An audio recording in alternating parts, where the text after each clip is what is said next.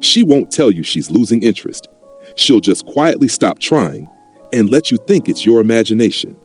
By the time you notice, the decision was already made weeks ago. Here's the pattern almost no man sees coming. The quiet shutdown. She doesn't even notice herself. There's a name for what happens when a woman starts losing interest, and it's not she's being distant or she's playing games. Psychologists call it deactivation, a defense mechanism that shows up in attachment theory, and it's not something she sits down and plans. It's automatic. Her nervous system does it before her conscious mind even catches up. Here's what's actually going on. When emotional investment starts to feel risky, uncertain, or just not worth the energy anymore, the brain doesn't send an announcement. It starts pulling resources back, a little at a time. Less texting, shorter replies. The kind of laugh that used to happen easily now takes effort.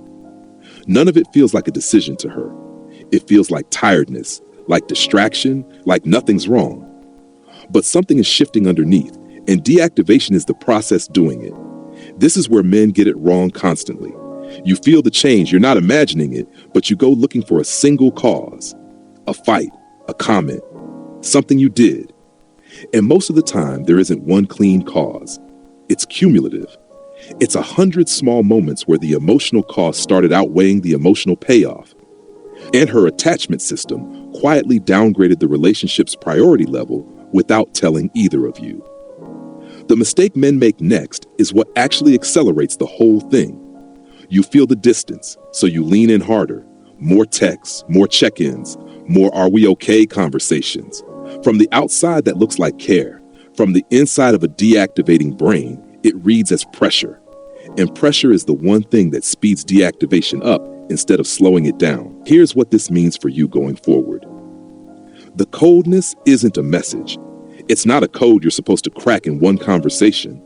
It's a nervous system protecting itself the same way yours would if the situation were reversed. You don't fix it by chasing harder or by disappearing out of spite. You fix it, if it's fixable, by staying steady, by not making your emotional state her responsibility to manage, and by giving her system a reason to feel safe re-engaging instead of a reason to keep retreating. Understand the pattern, and you stop taking it personally. That's where your power in this actually starts. The language she's speaking that most men never learn to read. Nobody sits men down and teaches them this, so let's just say it plainly. Women very often communicate loss of interest indirectly long before they say it out loud. And there's a real psychological reason that gap exists. A lot of women are socialized from early on to avoid direct confrontation, to soften bad news, to protect the other person's feelings, to keep the peace, even when the peace is already gone. So instead of "I'm losing interest," you get "I'm just busy lately." Instead of "this doesn't feel exciting anymore," you get slower replies and a noticeably flatter tone. The words say one thing, the behavior says something else entirely. And the behavior is almost always the more honest signal. This is where a lot of men waste months. You take "I'm fine" at face value because that's the information you were given, and you stop looking any further. But emotional communication for a lot of women runs on a second channel: energy, effort, initiation, tone. And that channel is broadcasting the real update in real time. If the effort has dropped and the excuses have gone up, that's not static. That's data. Here's the part that should actually change how you operate.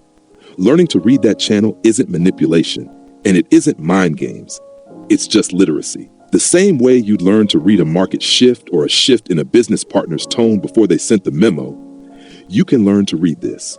Not to control her, but to stop being blindsided by information that was already sitting in plain sight. So the real question worth sitting with is this: when was the last time she told you she was fine, and some part of you already knew she wasn't? Let that sit for a second.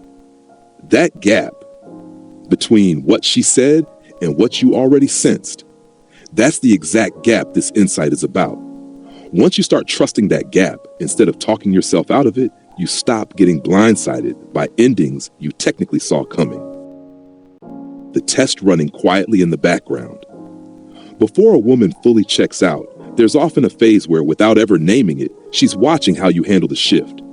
Relationship psychologists sometimes describe this as a form of consistency testing. Not a game, not a trap, but a read on how you perform under emotional pressure. It shows up in specific ways. She pulls back slightly and watches whether you spiral, get needy, or start performing for her attention, or whether you stay level. She gets a little short with you and watches whether you match the coldness, disappear in a sulk, or hold your own ground without turning it into a fight. None of this is calculated cruelty. It's closer to an unconscious stress test, because on some level, she's trying to answer a question she may not even be asking herself directly. If things get hard, is this person steady, or does he fall apart the second I stop reaching for him? Most men fail this phase, and not because they're weak, because they never realized the phase was happening. They read the coldness as rejection and respond with exactly the behavior that confirms her fear: anxious pursuit, guilt tripping, or a wounded withdrawal designed to make her feel bad. Every one of those responses answers her unconscious question with a no. No, he's not steady. No, he can't hold his own weight when things get uncertain. Here's what changes once you actually see this for what it is. You stop reacting to the coldness as an emergency. You show up steady, not chasing, not punishing, not performing. Because you understand that steadiness is the answer she's actually looking for, whether or not she'd ever put it in those words. That's the difference between a man who gets tested and folds and a man who gets tested and simply keeps being himself. One of those men gets a second look. The other one gets a quiet exit. The verdict she already reached before you noticed anything was wrong. Here's the part that ties this whole video back together. By the time you feel her losing interest, the decision usually isn't being made in that moment. It was made a while ago, quietly, through accumulation. Women, more than most men realize, tend to evaluate relationships less on single big events and more on patterns over time.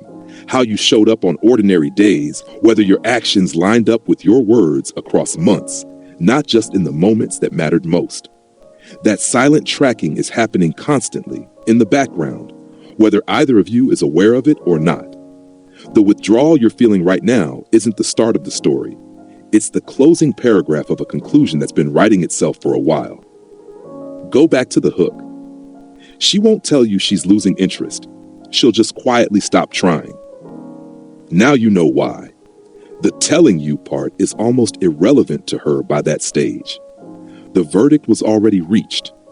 What you're watching is the behavior change that follows the verdict, not the moment the verdict happened. That's why arguing your case after the withdrawal starts rarely works. You're appealing a decision that was finalized weeks earlier, using evidence from this week. So what do you actually do with this? You stop waiting for the big blow-up conversation to tell you where things stand, and you start paying attention to the pattern in real time, the consistency, the effort, the energy, because that's the actual ledger she's keeping. Understanding this doesn't make you paranoid. It makes you accurate. And accuracy, not control, is where real influence in a relationship actually starts. Everything you just heard isn't opinion. It's grounded in real attachment psychology and behavioral research on how people, women included, actually process emotional connection. If one of these four hit you harder than the others, drop a comment and tell me which one. I read every single one. If this is your first time here, hit subscribe, tap the bell, and turn notifications on. Because the unseen mind puts out something like this every week, and you don't want to miss the next one landing in your feed. Speaking of which, the video right next to this one goes even deeper into how this pattern actually starts, right from the very first weeks of a relationship. Watch that one next. Understanding this stuff doesn't make you cynical.